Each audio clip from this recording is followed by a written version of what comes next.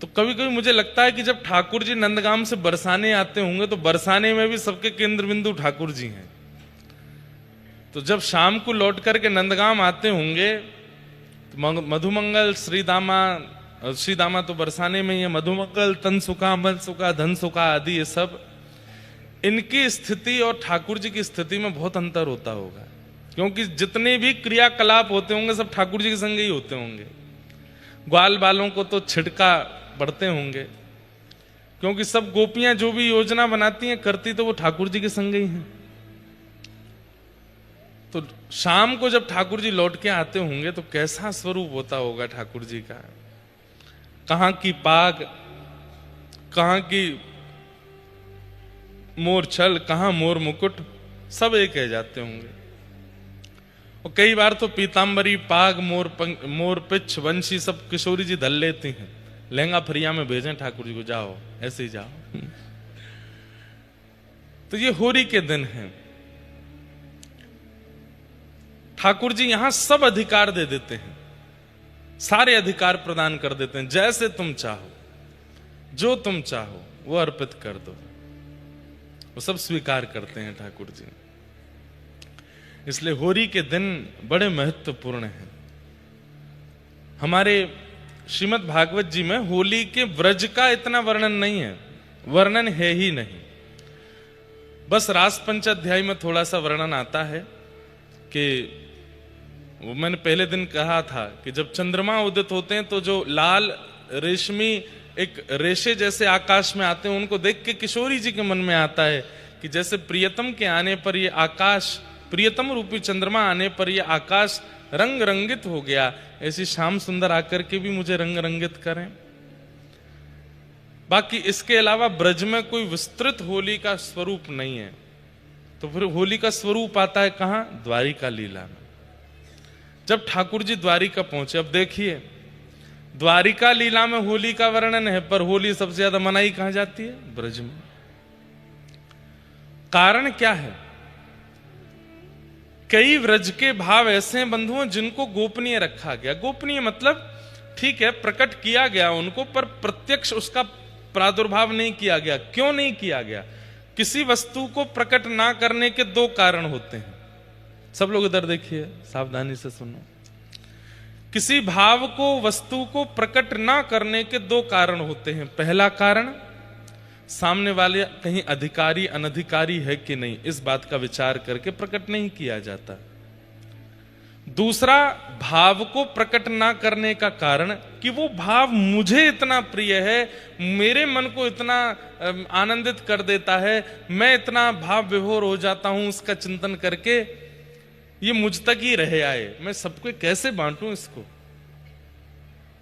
ये मुझे सुख दे रहा है, मैं इससे इतना आनंदित हो रहा हूं, मैं सबको कैसे प्रदान करूं।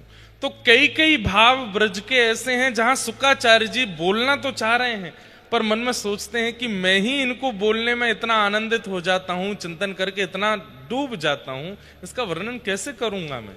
और परीक्षित के पास 7 दिन बचे हैं बस। यदि होली का वर्णन श्री शुक्राचार्य जी करते तो हमें ऐसा लगता है कि परीक्षित की सप्ताह कथा पूरी नहीं हो पाती। इसलिए शुक्राचार्य जी ने ब्रज लीला में उसका संकेत नहीं किया। संकेत कहां किया? द्वारिका लीला में। बोले द्वारिका में होली का पर्व आया और उस पर्व के आते ही ठाकुर जी तो खेल नहीं रहे थे। क्यों? होली देखते ही, रंग देखते ही व्रज की याद आती है। तो ठाकुर जी तो केवल खड़े होकर के यदुवंशियों को मंद मंद मुस्काते निहार रहे थे, बस मंद मंद मुस्का के निहार रहे थे।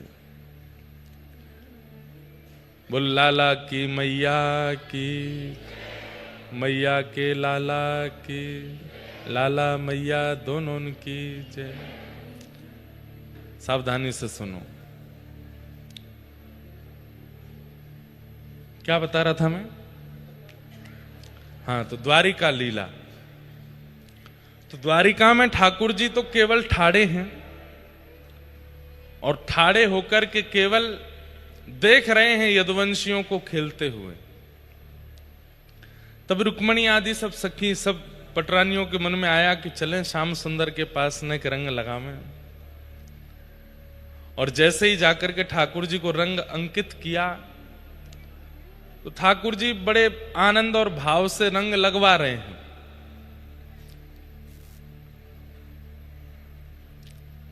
बस भैया छोड़ दो, हो जाएगा बाद में व्यवस्थित। बड़े आनंद से रंग लगवा रहे हैं, लेकिन थोड़ी देर में रुक्मणी आदि केवल रंग नहीं लगा रही हैं, थोड़ी देर में नेक नेक ठाकुर जी को छेड़न लगी, पीतांबरी खींचन लगी, कोई ठाकुर जी के केश में रंग डालन लगी। इतने में ही तो सत्यभामा जी ने जाकर के पिचकारी भर ली और दूर से पिचकारी मारी ठाकुर जी को। ठाकुर जी थोड़ी देर तक तो सहन करते रहे, देखते रहे। थोड़ी देर बाद बोले देख लो, मान जाओ, मैं अपनी पे आ गया तो फिर नहीं संभाल पाओगे। बोले हम चाह रहे हैं आप अपनी पे आ जाओ। भागवत जी में इस लीला का वर्णन है। तो ठाकुर जी बोले मैं अपनी पे आ जाऊंगा, तो रुक्मणी जी बोली आप आ जाओ अपनी पे, हम इसीलिए तो कर रही हैं ये लीला। कभी यहां से पिचकारी, अब बाहर के लोग जैसे होली खेलते हैं व्रज में, वो होली का स्वरूप नहीं है। बहुत बहुत अच्छी होली होती है व्रज की। ये 2 तारीख से जो आपको व्रजमंडल में अनुभव होगा रोडों पर, ये व्रज के लोग नहीं है, ये बाहर के लोग हैं। ये उपद्रव करेंगे, किसी पर भी रंग डालेंगे, किसी पर भी पानी डाल देंगे। ये व्रज की होली नहीं है। कई बार मैंने कई वीडियोस देखे, रील्स देखी, और उसमें नीचे लिख देते हैं कि भाई बरसाने में, वृंदावन में ब्रज की ये होली का रूप आपने नहीं देखा। वहां पर चलते फिरते लोगों पर रंग डालना, उनके ऊपर विशेषकर माताएं बहनों को परेशान करना, रंग डाल करके, पानी डाल के, ये व्रज के लोग नहीं हैं। ये करने वाले लोग, ये सब मन चले लोग हैं। ये व्रज की होली का स्वरूप नहीं है। व्रज की होली बड़ी पवित्र होती है, बड़ी पावन होती है। अच्छा, कई लोग कहते हैं, आज ये जब से ये वीडियोस वगैरह बनने लगी ना, तो बहुत कुछ अनर्थ जैसा हो रहा है। अब ब्रज में गाली का प्रचलन है, गारी गाते ही हैं।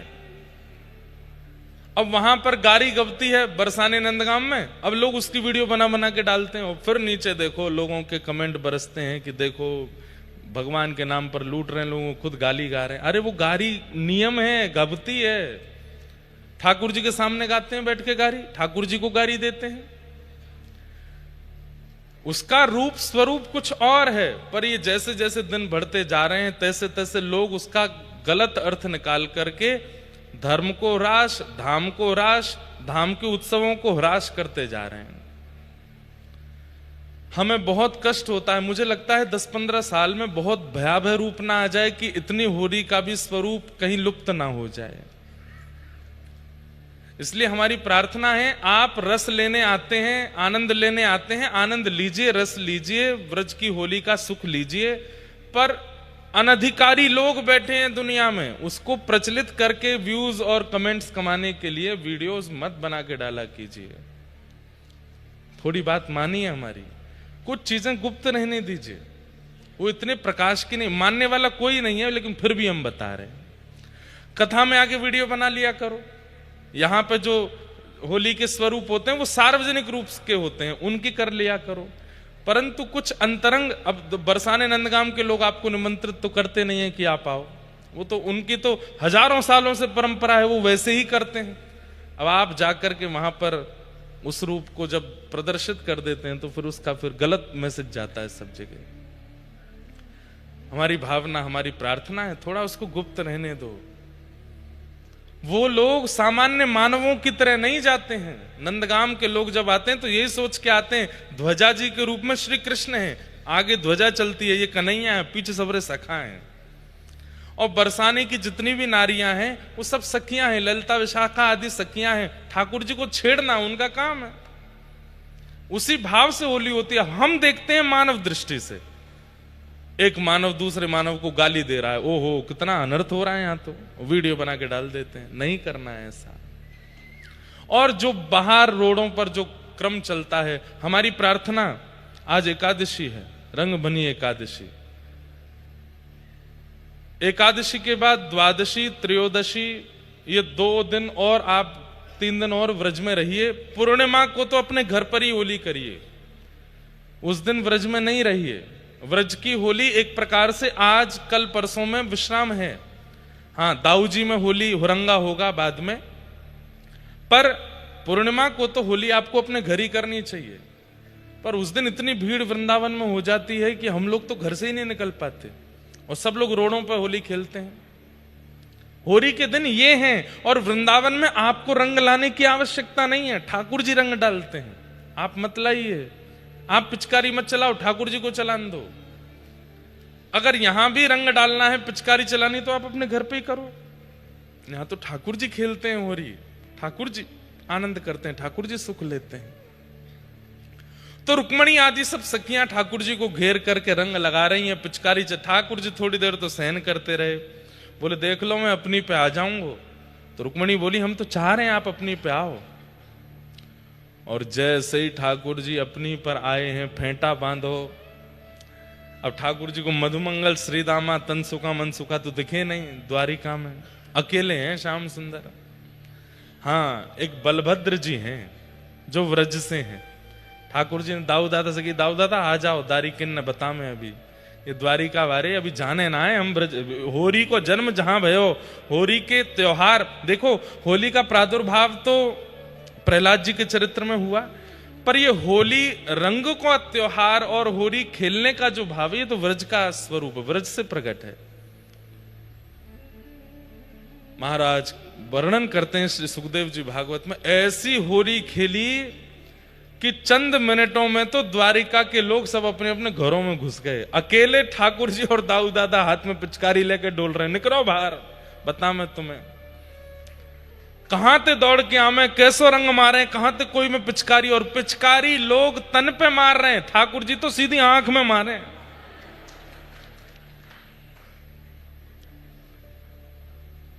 एक वो बड़ा प्रसिद्ध गाते हैं, मुझे स्मृति में नहीं, एक गोपी जाकर के उसकी आंखों में रंग पड़ गया है तो जाकर के यमुना जी से अपना आंख धोती है, धोते धोते धोते धोते घंटों निकल जाते हैं। तब दूसरी गोपी कहती है, अरे रंग निकर गो, अब कहां धो रही है?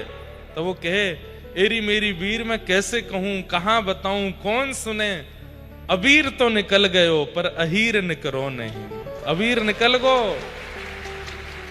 अच्छा, ठाकुर जी पिचकारी से थोड़ी मार रहे हैं, पिचकारी तो यहां रे, बाकी जाके सामने ठाकुर जी खड़े हो जाए, वह ध्यान ही ना रहे कि पिचकारी मारे, वो तो आंखन ने देखते रह जाए, वो तो मुखमंडल देखते रह जाए। ठाकुर जी आंखन से ही ऐसे सहन चलामे कि वो भूल जाए भागनो, खड़ो हो जाए। ठाकुर जी कहें, और नेक सीधो हो, और सीधो हो जाए, नेक आंख खोल, और जैसे ही आंख खोले सोई ठाकुर जी पेट में दवा में पिचकारी सीधी आंख में ही मारे। आयो मजा। तो ठाकुर जी पिचकारी तो साधन है, बाकी तो मुख सो ही होली खेलें, वो तो नेत्रन सो ही वशीकरण करते भाई होली खेलें। शुकाचार्य जी वर्णन करते हैं कितने इनके कपड़ा फट गए, गहने धुल करके समुद्र में बह गए, और महाराज पूरे द्वारिका में ऐसा उधम मचायो। अब तो सब घबरा रहे हैं, क्यों? ठाकुर जी घर के द्वार खोल खोल के भीतर घुस घुस के होली खेल रहे हैं। खेलोगे होरी मेरे संग? सबने हाथ पांव जोड़े। तो जैसे ठाकुर जी को याद आई, बरसाने में मैं जब ऊधम मचाऊं और जब सखी मुंह को पकड़ लें, तब कहा के हाँ हाँ खाओ पड़ो इन पैया, हाँ हाँ खाओ, हाँ हाँ मतलब कान पकड़ो, हाथ जोड़ो, और हाँ हाँ खाने को मतलब के बहुत दुल्लर तिल्लर है कि क्षमा मांगनो, अरे माफ कर दो मुझे गलती है गई, अरे अब नहीं करूंगो, हाँ हाँ खाओ, और परो इन पैया, किशोरी जी के चरणों में सिर झुकाओ, तब छोड़ेंगी आपको। तो आज ठाकुर जी भी सब रुक्मणी आदि पटरानियों से कह रहे हैं, हाँ हाँ खाओ पड़ो मोरी पैया। सबरी सखियां हाँ हाँ खा रही हैं, चरणन में गिर रही हैं। तब जाकर के ठाकुर जी बोले, लो पिचकारी अब आप लोग खेलो, हमें तो नेक रंग दिखानो। तो ऐसे ठाकुर जी ने द्वारिका लीला में श्रीमद् भागवत में वर्णित होली का रंग लिया, होली खेली है। ऐसी ये पावन होली ठाकुर जी खेल रहे हैं। बस कोई अधिकारी बने। अच्छा देखो, सबसे ज्यादा पिचकारी और रंग मारवे पे कौन पे आनंद आवे? बताओ, ध्यान से सोच के बताना। सबसे ज्यादा रंग और पिचकारी किस पर डालने में सुख मिलता है? हैं? ना, ये तो घर की बात है। बचनो चाहते हो वापस, बचने सब चाहते हैं। देखो, विचार करने वाली बात है, बहुत सोचने वाली बात है। हैं? क्या कह रहे हो? क्या कह रहे हो? हृदय के सबसे करीब हो, वाप रंग डारवे में आनंद आवे। चल झूठो, सुन भैया बात है, सुन जा। जो कोरो डोल रहो हो जो कोरो डोल रहो है, एक रंग नहीं लगो है बाकू। वैसे एक प्रकार से कहूं तो मैं, हैं, ऊपर से नीचे तक सफेद है भैया। जब ऐसो निकर के आवे कलफ बारे कुर्ता, एक सरवट नहीं है महाराज। बाल बाल बिल्कुल कड़े हुए हैं, आंख मांख बिल्कुल सदी है, नाक बिल्कुल ठीक है, मेकअप टचअप बिल्कुल बढ़िया करके डोल लो है। और महाराज बिल्कुल अदब से ये चाल ने को लड़खड़ा नहीं रहे है। वही पर रंग डारवे में आनंद आवे। आ जा दारी के तो बता, मैं समझ में आई बात? ठाकुर जी कौन पर रंग डारे हैं? जाके जीवन में कोई दाग ना हो। काम को दाग, क्रोध को दाग, लोभ को दाग।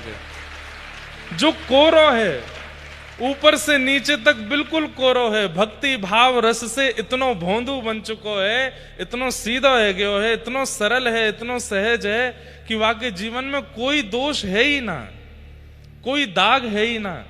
निर्दाग जो है, और निर्दाग है करके जब निकले, गुरु कृपा से बताए गए नियमन को पालन करे। नियम से रहवे वारो मतलब अदब से चले। सुबह उठ करके तिलक स्वरूप लगावे, माला जप करे, एकादशी व्रत करे, अनुष्ठान करे, नियम से रहवे, समय से सोवे, समय से उठे, ठाकुर जी की सेवा पूजा करे, ना कोई से दोस्ती, ना कोई से बैर, राम राम जपे, बिल्कुल प्रेम से रहवे। ठाकुर जी कहें बड़ो निर्दाग डोल लो, यही पर डारो रंग, यही तो खेलूंगा मैं हो रही। समझ में आई बात? जो क्रोध में है, लोभ में है, संसार के प्रपंचों में है, विषय विषादों में है, ठाकुर जी के पहले तो ही रंग रंगे तया का रंगू में। लेकिन जो कोरो है वह ठाकुर जी ढूंढे। मीराबाई कोरी हैं, मीराबाई कोरी हैं, इसलिए ठाकुर जी ढूंढ रहे हैं। मीराबाई का एक पद है होली का, फागुन के दिन 4 होरी खेल मना रे। फागुन के दिन 4 होरी खेल मना। सब लोग गाओ, बहुत अच्छा पद है। फागुन के दिन 4 होली खेल मना रे। फागुन के दिन 4। देखो मैं रोज रोज नहीं समझाऊंगा आपको, मैं रोज कहूं इतना बढ़िया कंठ है, स्वर है, जीव है, माहौल है, संगति बैठी है, भागवत जी सामने, होली के दिन है, वृंदावन में बैठे हो आप। अरे उन लोगों से पूछो जो दिल्ली से निकल रहे हैं, लेकिन उनके रिश्तेदार कह रहे हैं मत जाओ वृंदावन, बहुत भीड़ होगी, गाड़ी भीतर ना जान देंगे, रूम नहीं मिलेंगे, कमरा नहीं मिलेंगे, और कोने में बैठे बैठे रो रहे होंगे कैसे जाएं, कोई जान नहीं दे रहा है। उनकी चिंता ना करके अपने भाग्य की सराहना करो। वृंदावन में बैठे हो, होली के दिनों पे बैठे हो। आज रंग भीनी एकादशी है। आज श्री प्रिया प्रियतम रंग खेलते खेलते खेलते खेलते इतने उमंग में भर जाएं कि पता नहीं चल रही है कौन श्याम सुंदर है, कौन किशोरी जी हैं। ठाकुर जी गोरे गोरे है गए, प्रिया जी कारी कारी है गई हैं। ऐसो आज को ये एकादशी को दिन है, यहां बैठे हो, शांत मत रहिए। अपने चित्त को, अभी भी 2 दिन 4 दिन हैं होली के, निर्दाग कर लो अपने आप को। ऐसे कोरे बन जाओ कि पड़ जाए रंग ठाकुर जी को। मीराबाई गा रही हैं। फागुन के दिन 4 होली खेल मना रे। फागुन के दिन 4 होली खेल मना रे। बिन कर ताल पखावज बाजे। बिन कर ताल पखावज कैसे? बाजे। अनहद की झंकार,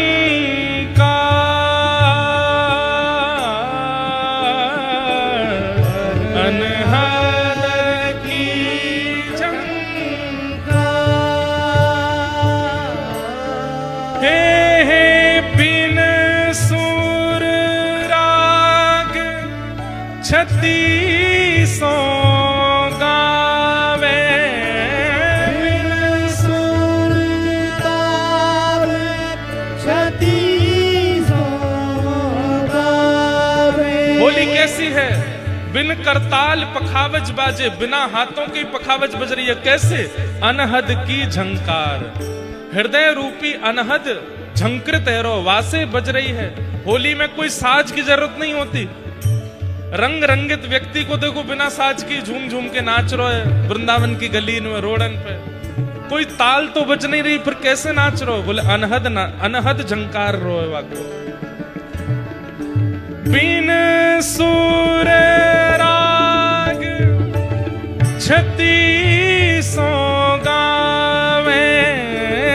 बिन सुर ताल 36 गावे।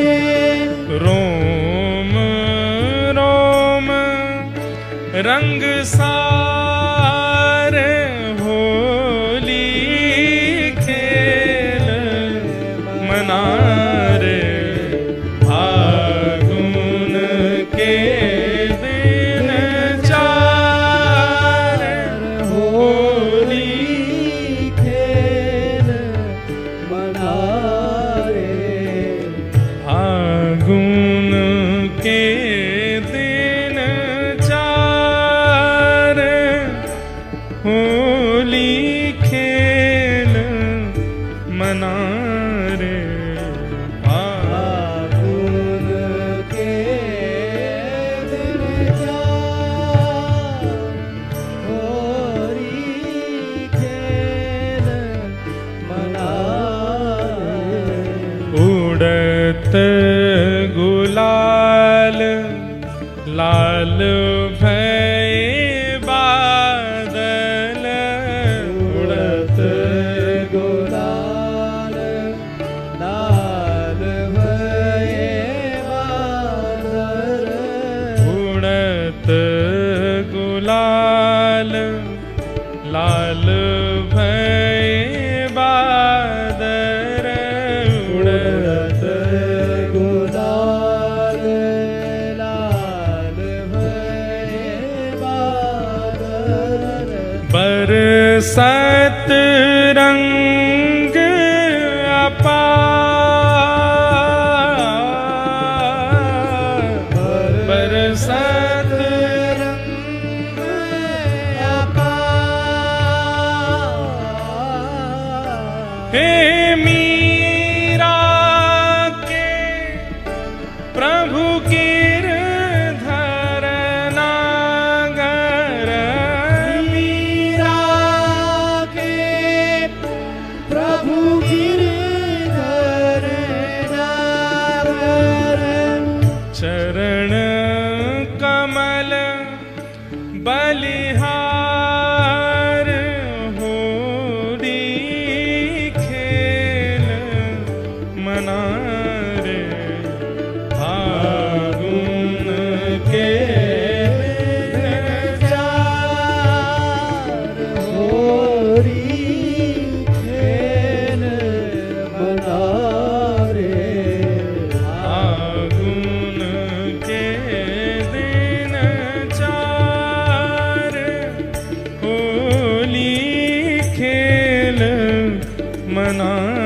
रे फागुन के दिन चार होरी खेल और मना एक पंक्ति बहुत सुंदर कहती है मीराबाई, ओ शील संतोष की केसर घोरी, शील संतोष की केसर घोरी प्रेम प्रीत पिचकार,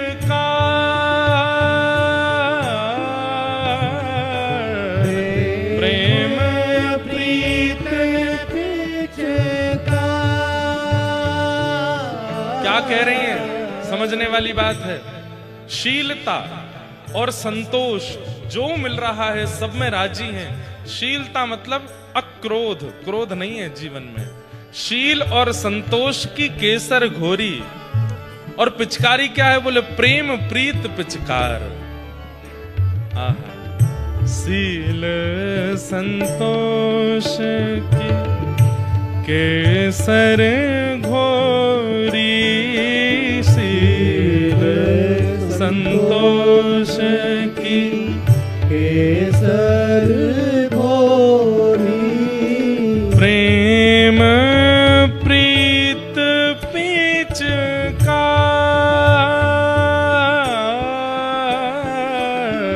प्रेम प्रीत पिचकार। और ये पंक्ति सब गाओ। भाई सा कह रहे हैं, घूंघट के पट खोल दिए हैं,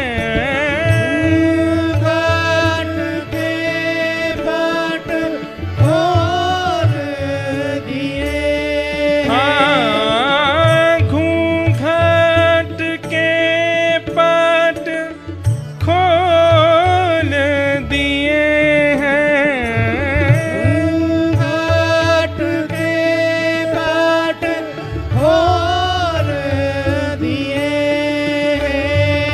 लोक लाज सब गार, होली खेल मना रे फागुन के दिन चार, होली खेल मना रे फागुन के दिन चार, होली खेल मना रे फागुन के दिन, फागुन के दिन, फागुन के दिन चार।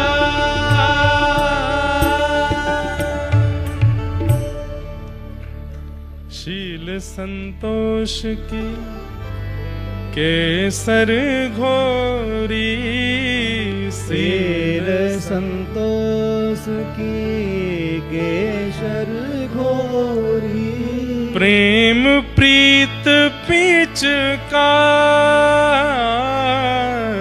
प्रेम प्रीत पिचकार।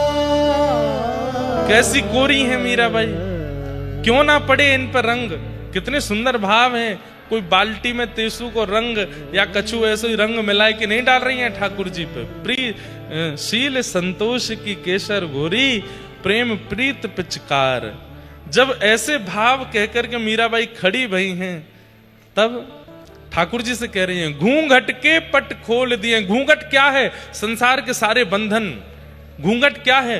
जिससे व्यक्ति प्रदर्शित ना होता हो, व्यक्ति दिखता ना हो, वो घूंघट है।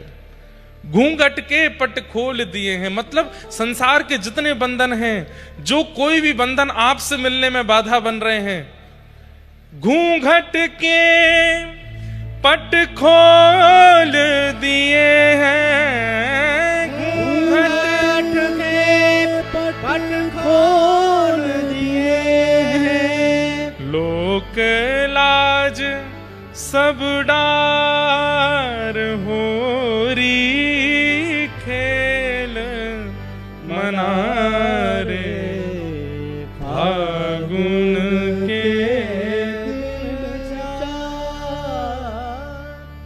मीरा के प्रभु गिरधर नागर मीरा के प्रभु गिरधर नागर चरण कमल बलिहार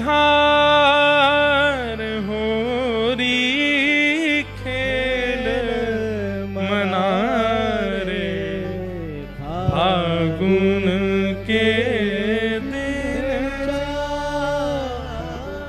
तो ऐसे बन के रहो कि ठाकुर जी को रंग डारवे को मन होए, स्वयं ही संसार के रंग में रंगित हो, तो फिर कहां से रंग डारें ठाकुर जी।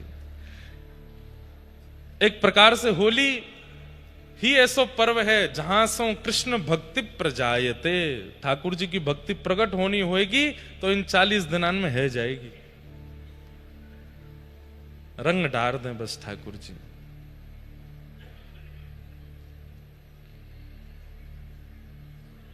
खूब सुंदर भाव हैं होली के, एक से एक भाव हैं, सबको प्रणाम करते हैं।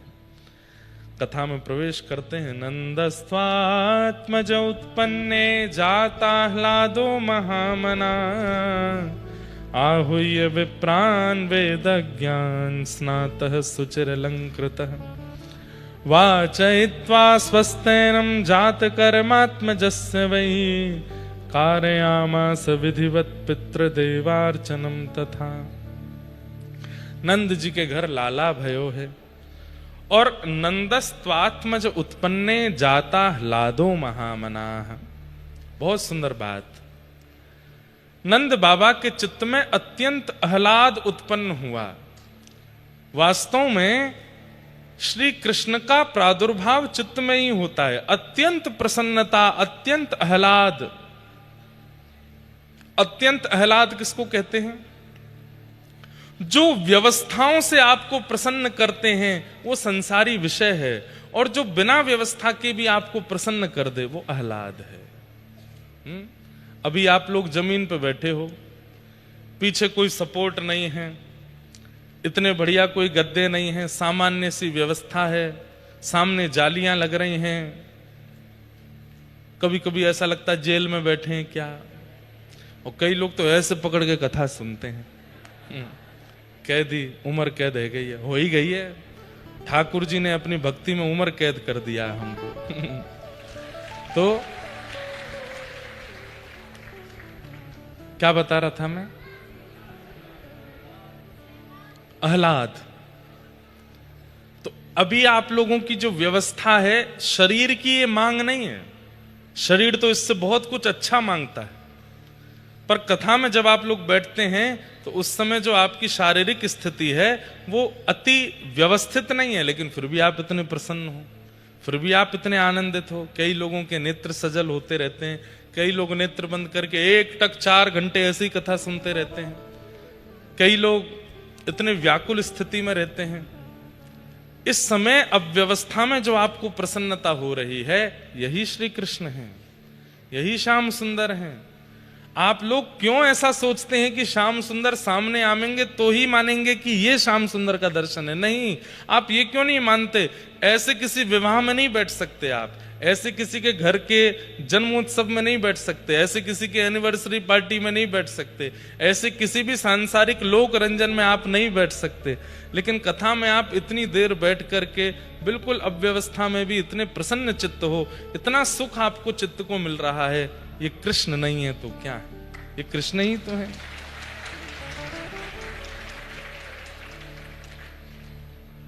कितने लोग अपना व्यापार छोड़ के, और एक बात बोलूं, गुप्त बात, बोर्ड वाले बच्चे तो नहीं आ पाए, कई ऐसे बच्चे हैं वो बोले री एग्जाम दे लेंगे लेकिन हम तो वृंदावन जाएंगे, कथा सुन के आवेंगे, दोबारा बैक आ जाएगी, री एग्जाम दे देंगे लेकिन कथा में तो जानो है।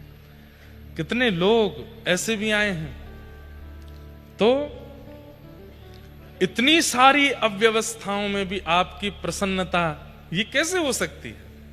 संसार में तो हम सुखी तभी होते हैं जब हमारी व्यवस्था अच्छी हो। अव्यवस्था में हम सुखी नहीं रह सकते।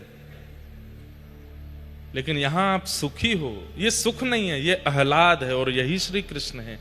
ये जो आपको 3 घंटे अनुभव होता है, ये जिस दिन 365 दिन होने लग जाएगा, उसी दिन आप में से कोई एक भक्त बन जाएगा जिसको श्याम सुंदर का प्रत्यक्ष साक्षात्कार है। मीराबाई को यह सुख, जो सुख आपको 3 घंटे अनुभव होता है, 2.5 घंटे अनुभव होता है, 4 घंटे अनुभव होता है, मीराबाई को सोते चलते फिरते उठते बैठते खाते पीते हर समय यह सुख अनुभव होता है। अभी कथा कान सुनते हैं, अभी कथा चित्त सुनता है। एक स्थिति हो जाएगी कि रोम रोम और प्रत्येक अंग से यही भाव प्रकट होता रहता है। हम तो 365 दिन कथा करते हैं, लेकिन हां, संसार पकड़ता है कई बार, लेकिन हर परिस्थिति में कुछ ना कुछ भगवत अनुभूति होती रहती है। लाइट चली जाए तो समझो ठाकुर जी आ गए, कछु चीज ऊपर गिर जाए तो समझो ठाकुर जी पीट रहे हैं, डांट रहे हैं, तेने कुछ अपराध किए होगो।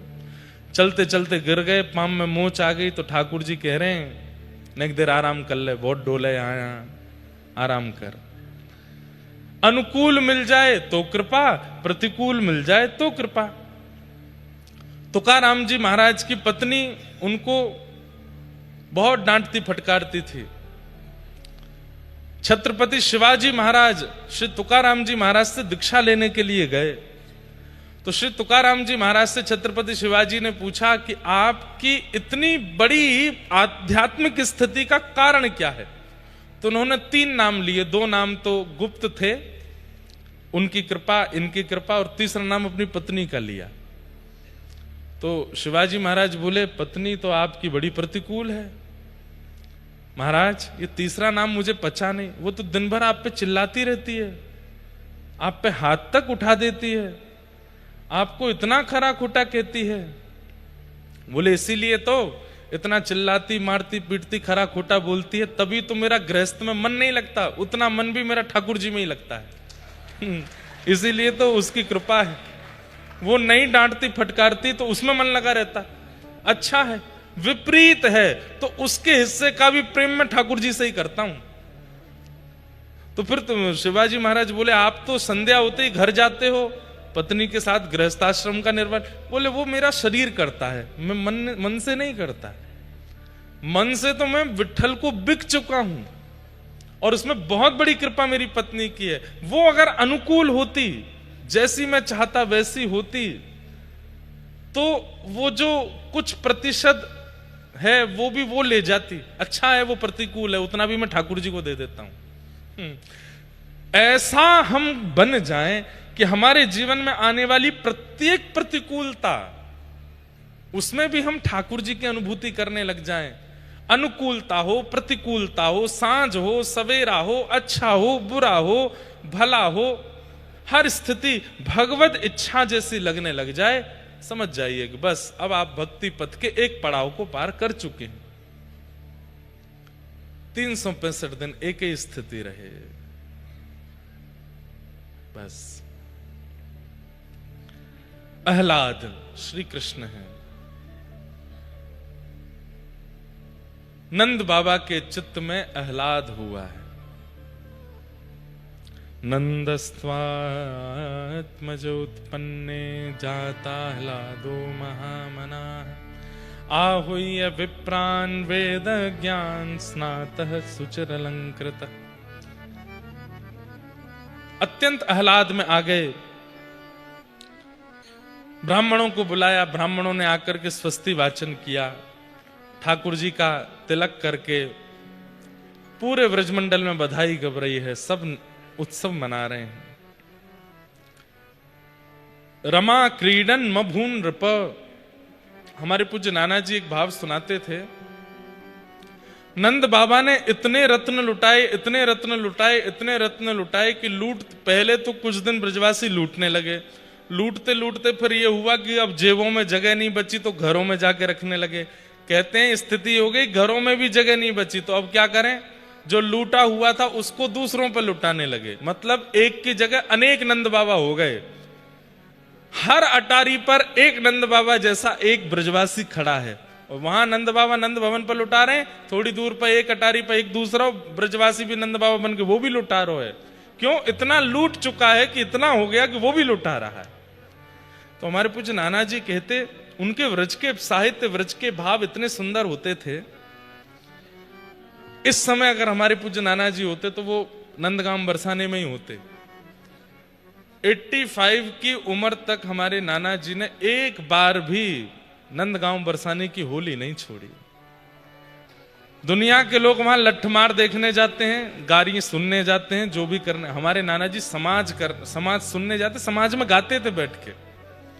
ऊपर समाज होती थी और समाज में एक पक्ष दो पक्ष आमने सामने बैठ करके हेरी है हो कर करके गाते थे। उसमें बैठ के नाना जी हमारे उसका रस लेते और रोते रहते। नंदगांव में श्री ठाकुर जी मंदिर से बाहर निकल के विराजते हैं होली के दिनों में, और फिर उनके सामने होली खेलते खेलते फिर वो नीचे गांव में आती है और लठ मार का रूप धारण होता है। हमारे नाना जी हर वर्ष जाते थे। ठाकुर जी के सखाई थे वो, कोई ऐसे अद्भुत भाव थे उनके। तो वे कह रहे हैं, लाला ये रमा क्रीडन मभून नृप को मतलब कहा है। मैंने कहा मतलब है नाना जी? बोले या को मतलब है कि लक्ष्मी नृत्य कर रही है व्रजमंडल में। मैंने कहा अच्छा कैसे? अब या के पीछे भाव का है? तो हमारे नाना जी कहते, बोले लाला देख, अवतार जब ठाकुर जी लेवे ना तो अपनी दूसरी पत्नी को सुख देवे जामे। दूसरी पत्नी कौन है? भूदेवी, श्रीदेवी और भूदेवी। श्री है लक्ष्मी और भूदेवी पृथ्वी। तो ठाकुर जी सदा श्रीदेवी के पास रहे में, लेकिन जब अवतार लेके आमे तो भूदेवी पर कृपा करवे जामे।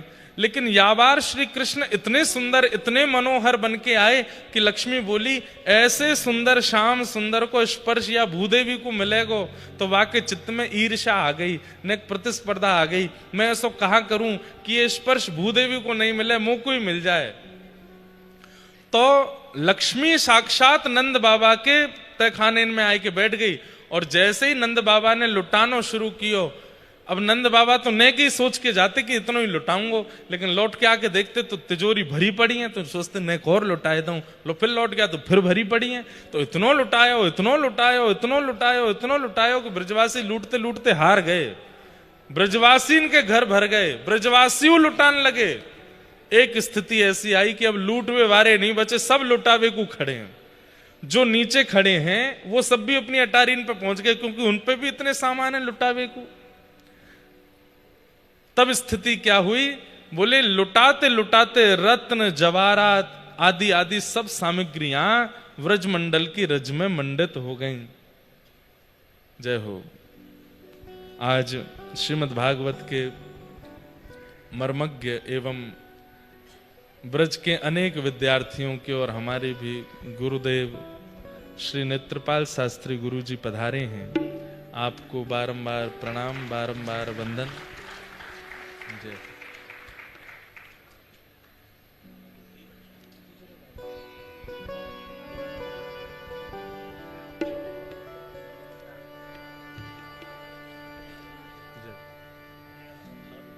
जय हो, जय हो।